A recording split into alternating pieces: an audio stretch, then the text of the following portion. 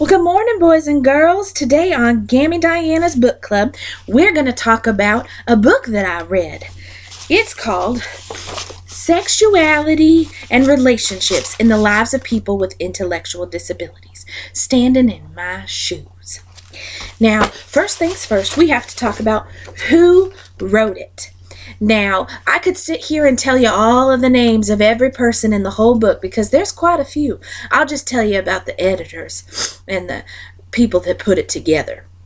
Their names are Ross Chapman, Sue Ledger, Louise Townsend, and Daniel Doherty. Now, Ross Chapman, he has a PhD. That means he went to school long enough for people to call him doctor. And he's a lecturer over at the University of Manchester. And what he does is work with people with intellectual disabilities. Now, Sue, Louise, and Daniel, they were co-editors and they worked with him. And they also work with people with intellectual disabilities. And Daniel's actually a spokesperson for people with intellectual disabilities and has intellectual disabilities himself. Now, first things about the book, we got to talk about some of the things that they talk about. They, over the course of a few years, talk to people with intellectual disabilities to find about their rights, about how they live their lives, and about the rules that are placed on them and the laws about them and the history of them. Now, some of the history is not so good. People called them feeble-minded or forever children.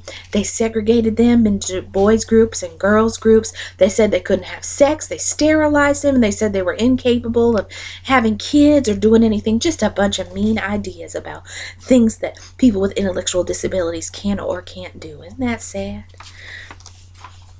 So the book was published this year, just this year. That means when it was printed in 2015. The editors put the book together so that people with intellectual disabilities could read it easily and could learn from it, and even the people that support them could learn from it. Their intent was that the book could help people understand the rules and the laws and how people live their lives across the world, and how people that support them can help support them into fostering good relationships. Now, the book covers tons and tons and tons of things, but some good, some bad.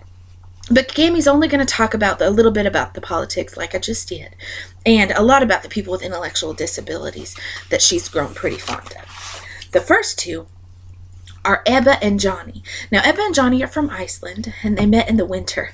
Ebba says that she fell on the ice into Johnny's arms, and she's been there ever since. Isn't that the sweetest thing you've ever heard?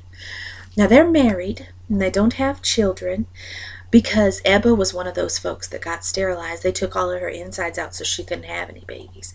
Now, she was mad at first, and she said it took a long time for her to get over that, but her and Johnny have decided that it's a good thing because now they can travel the world and tell people about their lives and help people with intellectual disabilities to have good relationships like they do.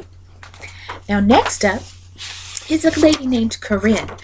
Now, Corinne is from Malta. And did you know she got pregnant?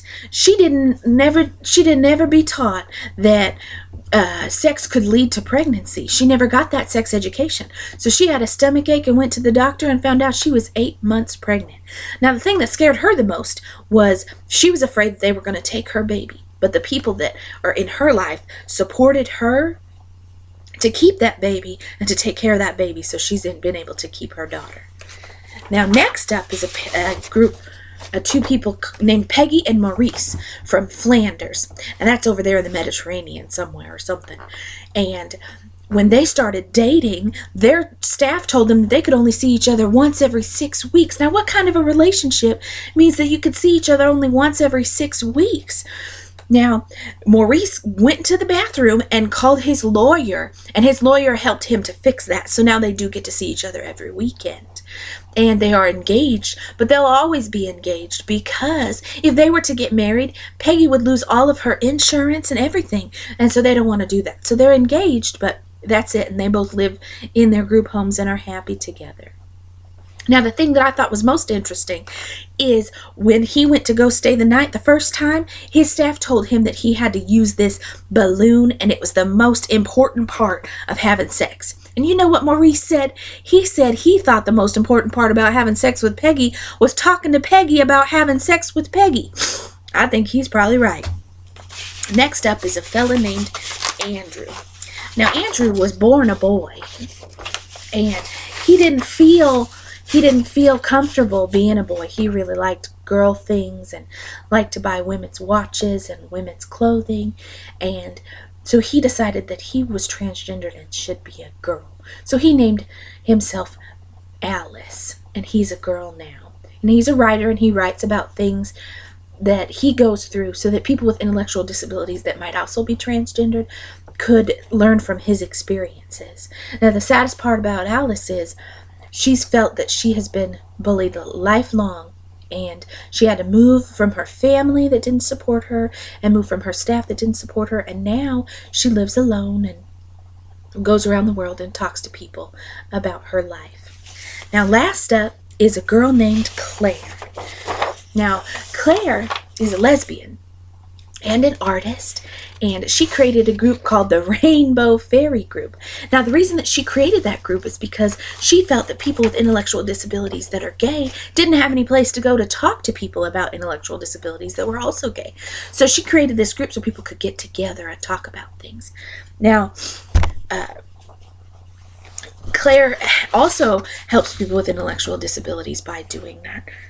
And she was always afraid that she wouldn't have a safe place to get to know people. That's also why she made the group. Now that we've talked about some of the people in the group, let's talk about the book itself. I think it's pretty consistent with what we've learned in Gammy's class. One thing that comes to mind is that video we watched at the beginning of the class about North Carolina and the eugenics there. Now, that sterilization had been happening all over the world to people with intellectual disabilities, and that's just the worst. And it shouldn't happen to anyone, but especially people with intellectual disabilities, because they may or may not understand what's happening to them. Another thing that I've noticed about this book is that most of the people that were in the book didn't get any sex education. And just like abstinence teaching, no sex education teaching at all is going to probably cause the same issues with STIs and pregnancy, like that girl named Corinne. And one other thing is that people didn't know about the laws, so they should also be taught about the laws. And that's something that's very important. The book is written by people with intellectual disabilities and their supporters, and it's written with a historical and legislative background, but it's mostly based on the opinions of the authors about the people that it's written about. And it's all self-report, almost all self-report. So it's hard to say that it's scientific because it's life story based and not necessarily research based. Now, the people that compiled the book did have research questions about how people live and how people learn and the differences in places, but those were just really questions that were answered by those life stories. Now, if the book had a bias, it would be in favor of the people with intellectual disabilities. They have a right to having a healthy and happy relationship, and they have a right to express their sexuality. So the book sways heavily towards this notion, and that's not such a bad thing, you know. So that would be their bias if there was one. The editors and authors of the books absolutely have a strong background in this subject because they are this subject. The stories in the book are co-written by the people that they are about. So these stories are their lives and what they've been through, so they're experts in their own lives. And, you know, Ross Chapman, he's a lecturer at the University of Manchester, and he teaches about intellectual disabilities, so he's also an expert.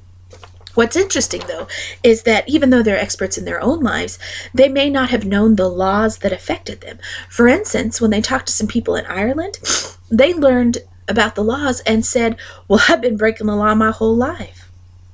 Overall, this is a pretty good book to read. You know, Gammy helps take care of people with intellectual disabilities where she works, and I learned a lot about how things work across the world and about the laws in different places. It was easy to read and could be very accessible to anyone with a disability that might want to learn about their rights to have healthy sexual relationships.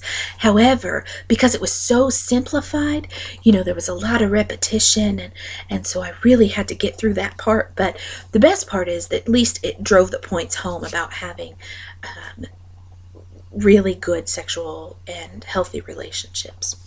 Now, Gammy's going to leave you with the very best idea that came from the whole book, and what Gammy took from the book, and what warmed her heart the most about the whole book.